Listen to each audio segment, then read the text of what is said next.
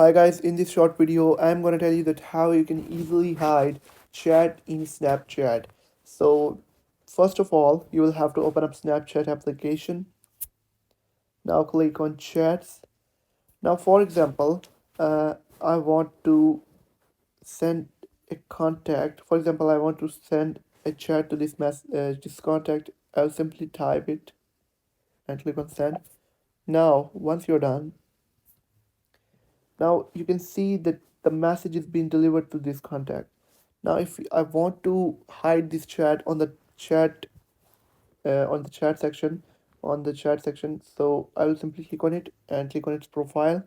Now click on the three dots on the top right corner and click on chat settings and simply click on clear from chat field.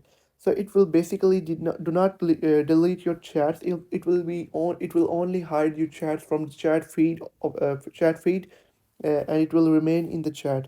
So once I go back and refresh it, there's no message to this contact now. But once you open the chat, you will see the message that I sent to it. So that's how you can easily hide a chat on Snapchat from chat feed. So if you found the video helpful, make sure to like the video and subscribe to my channel. Thank you.